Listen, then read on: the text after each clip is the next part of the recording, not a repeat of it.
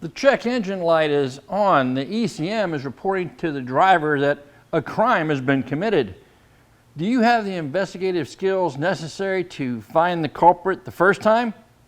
Stick around, that's the topic for today's The Trainer.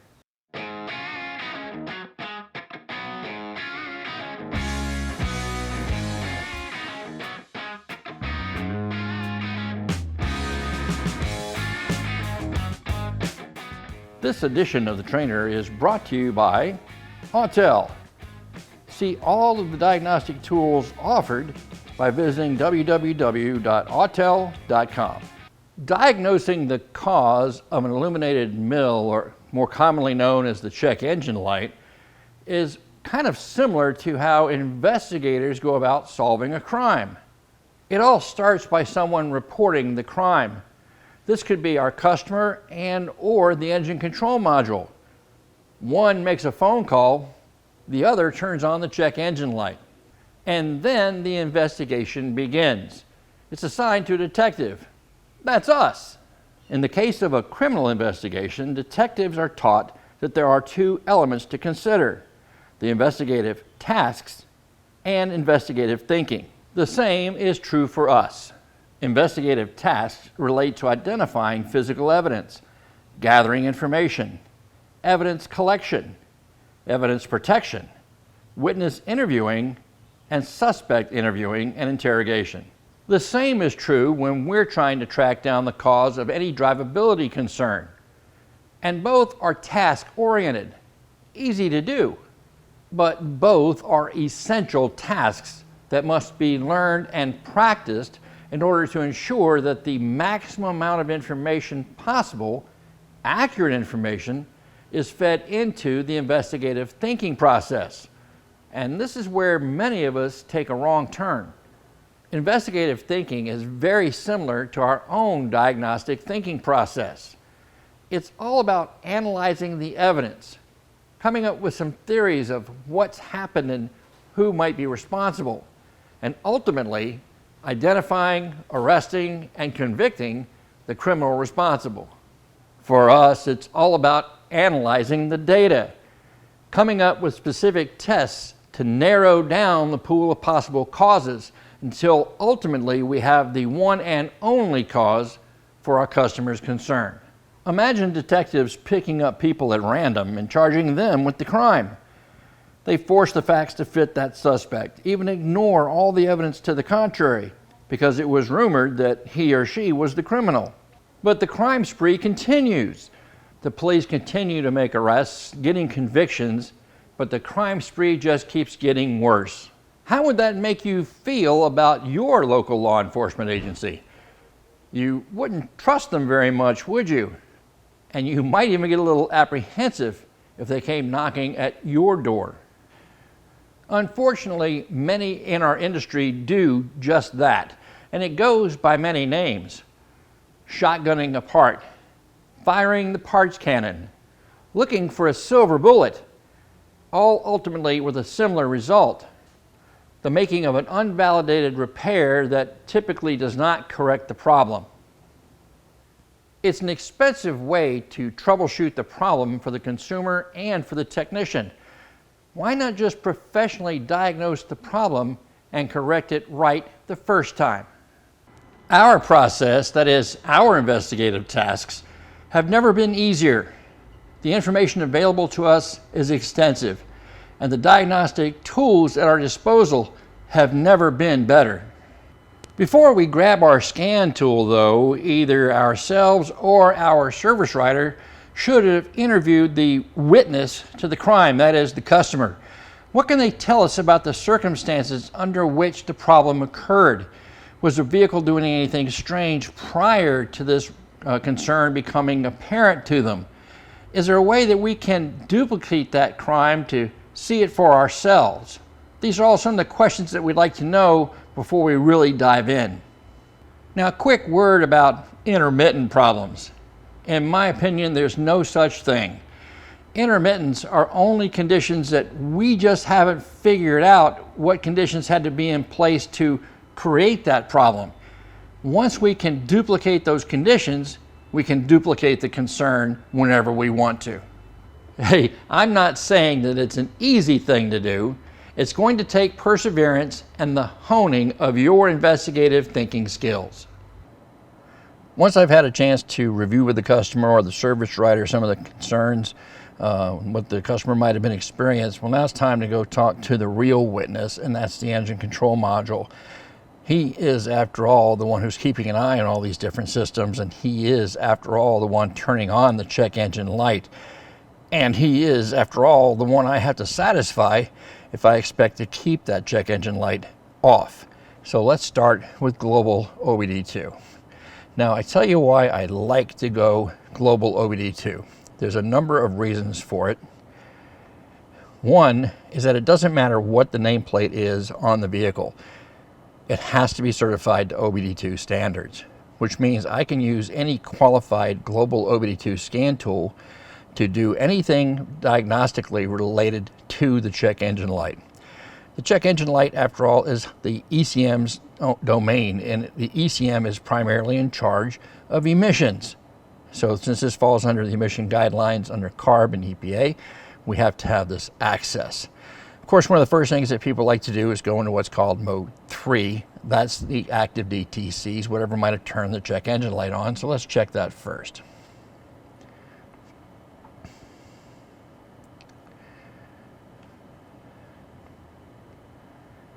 And we see that we've got a cylinder 5 misfire. It's a P0305, but it's listed as pending. Pending is actually a mode 7 code. In other words, that's where you would find it on the global OBD2 tool. It would be under mode 7. That's the test results for the continuous monitors, and that's where you find the pending codes. But I do want to stress something here. Even though that the 305 is not listed as active, it's not what turned the mill on, all this might mean is that your customer went down to the local auto parts store and had them see what code was and see what they could do to fix it, what they were going to sell them, and then they cleared the codes.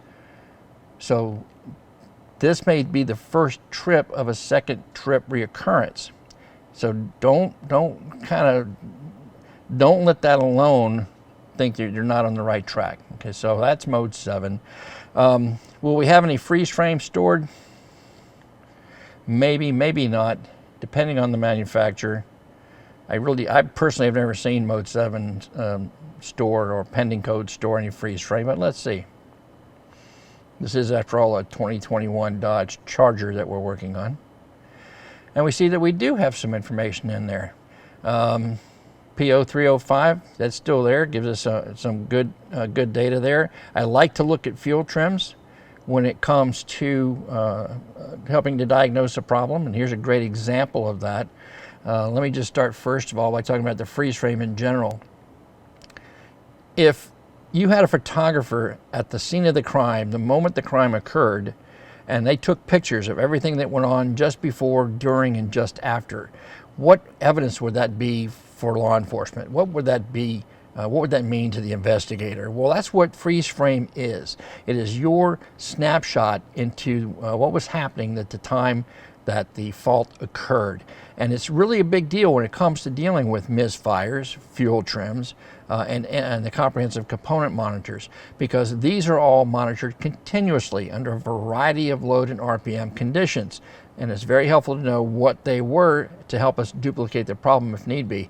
For example, if we're dealing with a misfire, looking at it at idle in the bay when it occurred at cruise speed under load, we're never going to duplicate the problem in the bay. So that's why you need your freeze frame. And that's another reason don't jump to mode 4. That's the clear codes function. You don't want to clear the codes until you're ready to verify your repair, because once you do, you're going to wipe out all of the freeze frame data, you're going to wipe the code data out, you're going to reset the monitors, you're just pretty much throwing bleach on your crime scene. So don't do that until you're ready to actually verify the repair.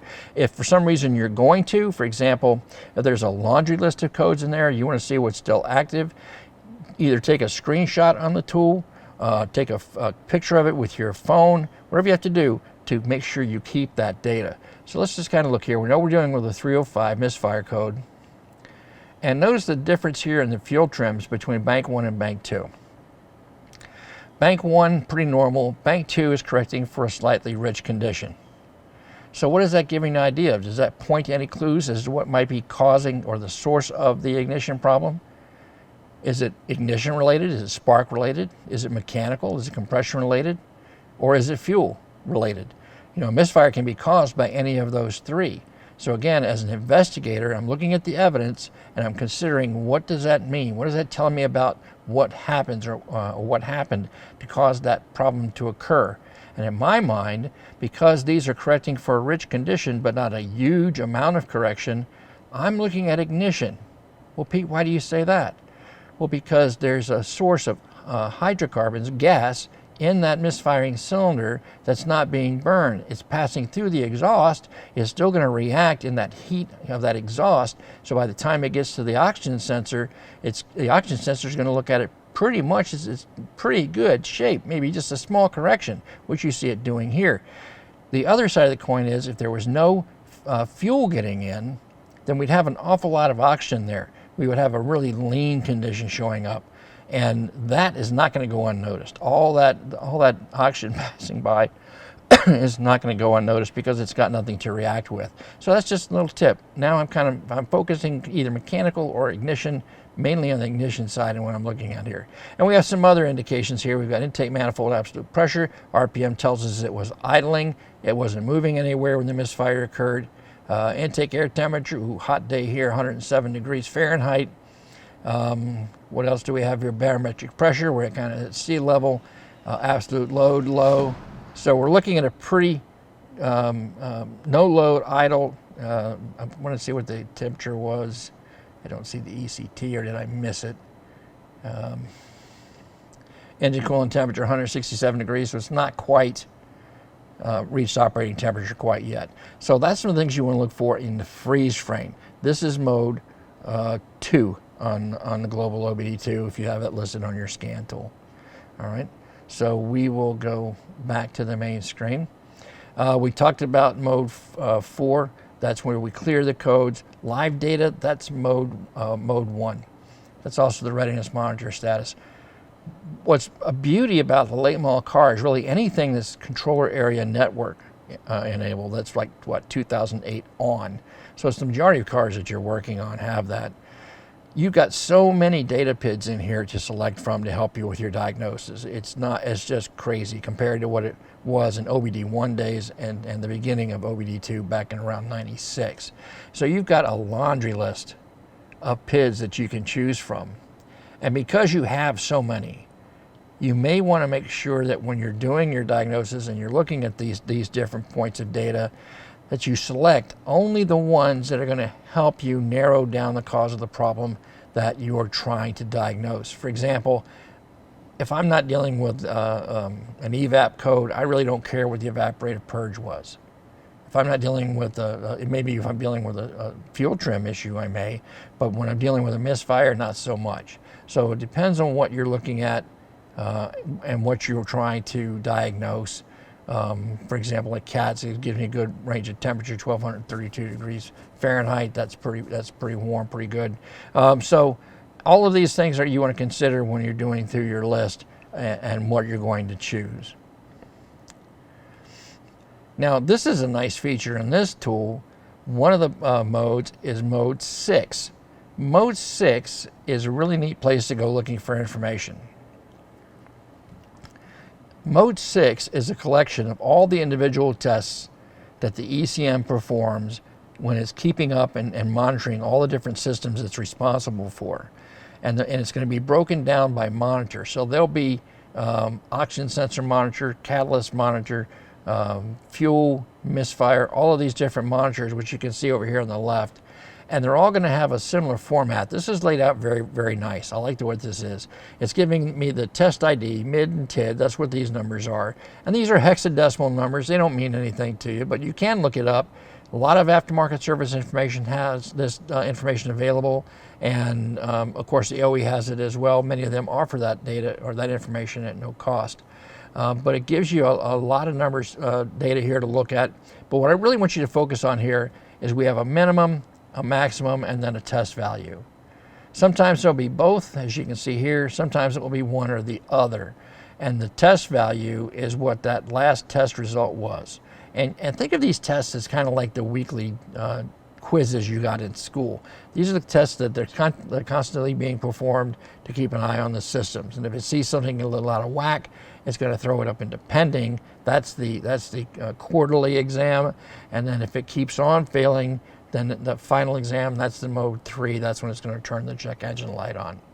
So you can see here, think of min-max this way. Think of it as goalposts with a minimum and a maximum. And if my test value is going right through the uprights, I'm happy. I'm a happy camper. I'm not worried about it.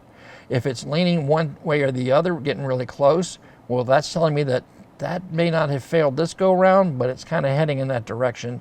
I need to keep an eye on that. That's going to be a problem. And of course, if it's outside of the test limits, that's bad. Now, a nice feature with mode 6, again in canned vehicles, is a misfire counter. Every vehicle has one. So you may not have enhanced data, you may not have a misfire counter in enhanced data, but, oh, look at that, some balance bank detection test, that's nice. And they're all here, and they're all in the, starting here with the A2 mid designation. That's the total, but then we get into the individuals. And this is like 1, cylinder 2, and you can see right here, cylinder A6 would be cylinder 5, and you can see the counts. Misfire counts for the last current drive cycle, 1,339, minimum 0, maximum 65, 53. I think that 5 is supposed to be in the end. And you have to take those numbers with a grain of salt. They may be converted, may not, doesn't matter. It gives you the 2 goalposts. So we're not outside of the goalpost, but you can see where we're keeping an eye on pending. We haven't done enough to make it mature yet, but we are keeping an eye on it, and you can see where that's occurring. So that just helps validate that data. A couple other things here we might take a look at. We'll take a look at vehicle information. And let's see, I'm going to have to reset my key there. Timeout on the key, we'll go back to that. This is another nice feature. You have a VIN to compare to. It's really hard to put a used computer in a late model vehicle, but some people still try to do that. But it doesn't hurt to check, to make sure that it's got the correct VIN written into the ECM. Calibration identifications are very useful when you're looking up a TSB, and you might see that if it has this calibration, then this one is a new one. You need to bring it up to this new one, and it will tell you, what they are. Calibration ID, the $7E8, that's the ECM identification, the hexadecimal. I'm pretty sure that the 7E9 is going to be the transmission. We'll check the IM readiness, this driving cycle. Okay, now it's telling here on this driving cycle, these tests have not been completed. It's not saying that these tests aren't, as you saw earlier, the monitors are complete. They have a ready status, but in terms of this driving cycle, we have not gone through all the driving conditions necessary to complete these tests. Let's see, since DTC is cleared, a lot of OKs in there. So since the last time the DTCs were cleared, they have completed, the readiness monitors have completed, and we don't have anything listed for any of those. So that's good to know. And it also tells me if that had been, when it was cleared. Again, if it went to that local auto parts store, these would all be still not ready yet. They would match. All right. So once you've gone through the mode, global OBD2 mode, and gotten all the data you can, I'll tell you right now, 90% of the things that you need to fix in terms of a mill light, emissions light, you can fix with the data that you pull right here in global OBD2. However, there are some benefits to going into enhanced mode. Let's take a look at that next. So we'll get out of here. And I'm going to go ahead and reset the process from scratch. Yeah, we'll do that again.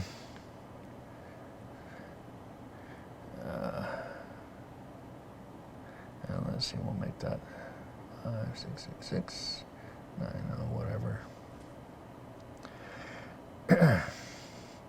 Right, so now we have the VIN verification. Okay, there.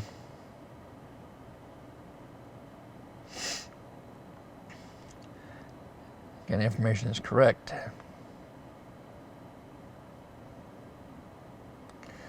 Okay, okay.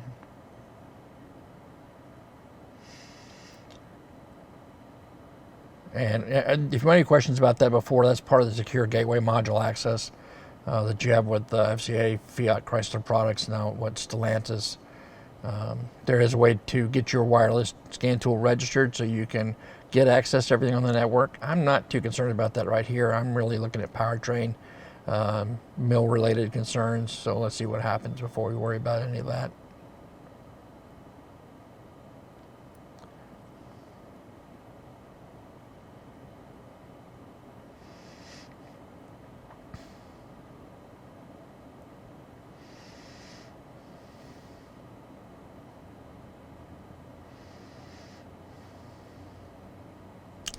All right, so again, we're going to go and do a pre-scan. I want to check all the systems on the vehicle if I can, for my benefit and for my customers.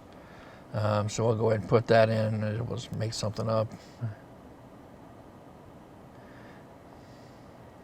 for the purpose of our demonstration. And we'll go ahead and run the system. You can see already that the ECM is flagging a code.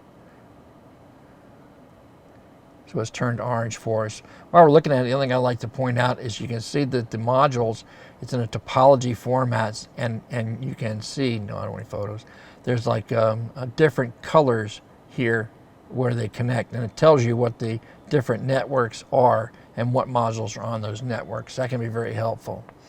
All right, so we have that. Let's see what the report tells us. And this is what we can save and print out for our customer, all right? And here we've got pass no fault. Here's a nice feature. ADAS is telling us that this has an ADAS system on it. So I want to be particularly aware if I'm doing anything related to that module or the systems it controls. You know, is there going to be any type of recalibration, relearn, anything like that necessary? So that's a nice feature telling us that. It does tell us powertrain control module has 1 DTC pending. That's the cylinder 5 misfire. Okay. All right. Now let's see if we can go in a little deeper. We'll go into the individual control unit. See what other resources of information are available to us.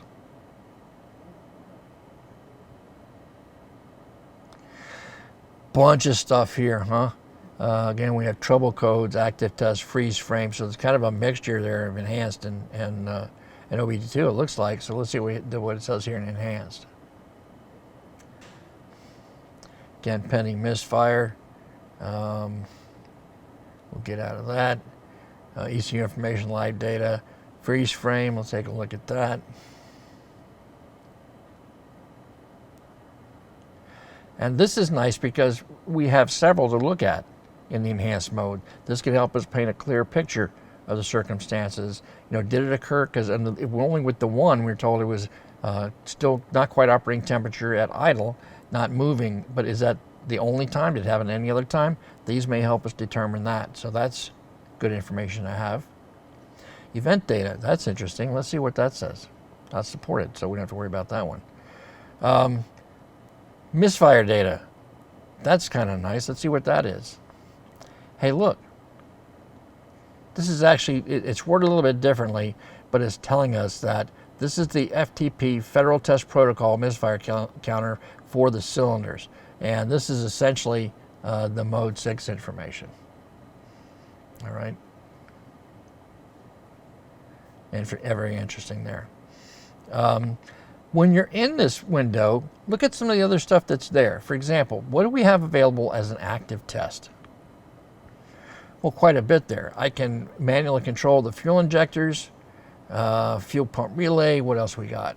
Oxygen sensors, VVT sensors, a lot of stuff in here that I can do. Really not helping me so far, at least not at this point with the misfire concern, but it's nice to know that's there. Same thing here with special functions. Let's look at that.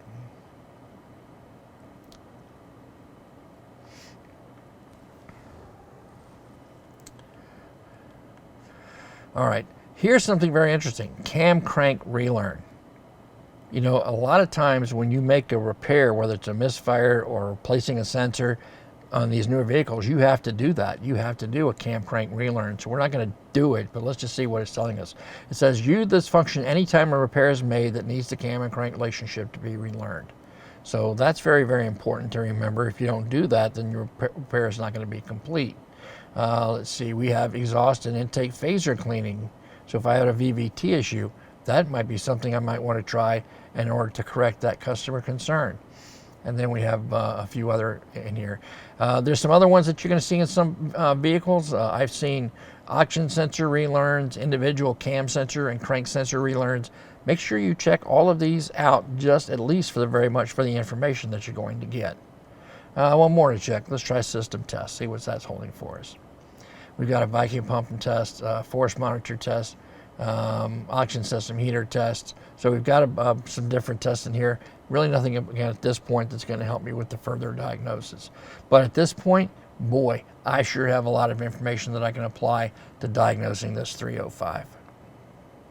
Other important resources that the Untitled tool provides that can also help with your diagnosis. One is called Intelligent Diagnostics, and it leads you to a variety of resources for TSBs, for example, code definitions, common causes and fixes. All of these are resources that you can find using that function of the tool. Now, a few other things I want to point out here. Now that we've gathered our information, you heard me say earlier, I'm kind of leaning towards an ignition problem rather than a mechanical or fuel-related problem based on the stuff that I've seen so far. But I want to stress something here. The misfire codes are one of the top 10 DTCs that techs deal with on a routine basis, and the most common repair is spark plugs and coils. But this isn't a repair made because it's the right thing to do always, but it's what comes to mind. It's the easiest thing to do. Don't take that track. When you're using resources, even like the causes and fixes listed in the database on the tool, I want you to look at that not as a shopping list, but as a resource, as a point of addition to your investigative thinking. If you see something that's happened time and time again, it's the number one on the list. Sure, could be the same thing that's happening here, but test your guess. Don't just automatically replace the part and hope that it's going to fix the problem. Verify that that is indeed the cause on your customer's vehicle, and then make the repair. Now that we've gathered our data and interviewed the witnesses and collected our evidence so far, it's time to put together what we've learned and start doing some general testing to narrow down the suspect. Now, one of the first things that I like to do when I'm dealing with any drivability concern, and especially a misfire concern, is to get an idea of what the mechanical health of the engine might be. And the easiest way to do that is with my lab scope, performing a test called relative compression. What do you say we go ahead and do that next? Now with the MS919, I can use the same BCMI to act as a scope. In fact, it's a very capable 4-channel scope in order to perform this test. The BCMI also has a multimeter and a built-in waveform generator, so it's a very good diagnostic tool all around. Now in this case, I'm going to go ahead and select the scope, and I'm going to cheat a little bit. This has got a remote mounted battery, so I've got my leads connected to the jump start posts here under the hood. So what I'm going to do is I'm going to set my scope up, and we're going to set it to read DC. We're going to start with, let's tell you what, we're going to cheat a little bit. We're going to take a 2-volt scale, but I'm going to use AC coupling. What that's going to do is take the DC component out. It's just going to allow me to see the changes in the voltage, and I'll explain why. That's all I'm interested in just a moment. So I'm going to set that up that way, and I'm going to do some cranking on it, so I'm going to make sure I have some time. I'm going to set that up to 500 milliseconds per division. And because I'm by myself, I'm going to use a single trigger function. We'll go to trigger, select single, channel A is the only one I'm using, rising slope, and I'm going to just put in here, let's see, say 0.5 volts, and we'll see how that works out for us. And finally, I'm going to move that pre-trigger way over here, that first division line, and I'm ready to go ahead and make my test. Let's see what happens.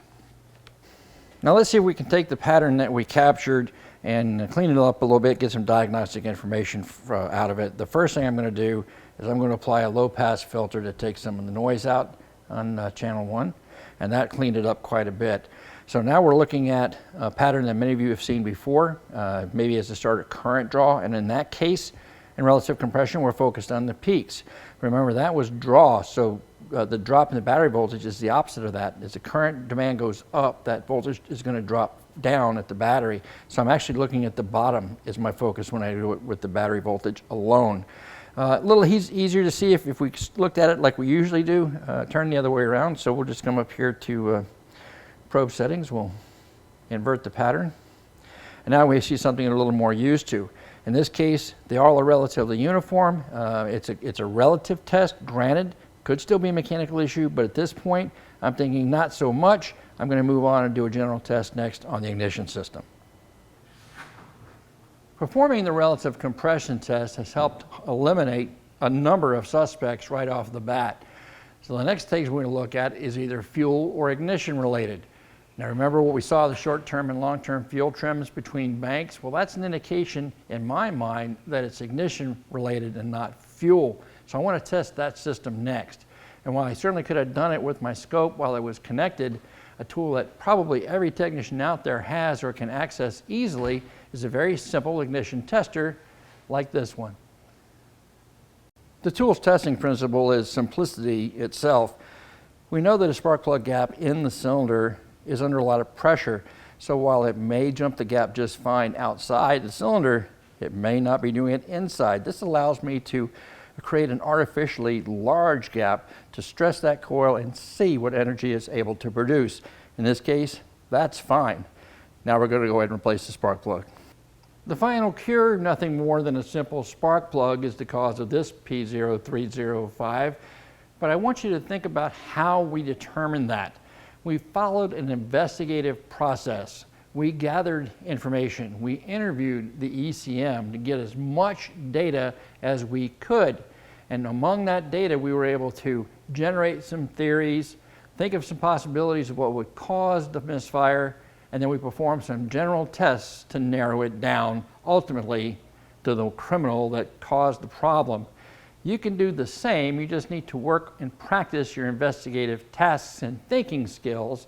And if you keep doing that, you'll see that over time, you become more efficient, more accurate, and make more money. If you'd like more information about the MS919 or any of the diagnostic tools that Autel has to offer, please visit them at www.autel.com. And as always, thanks for watching.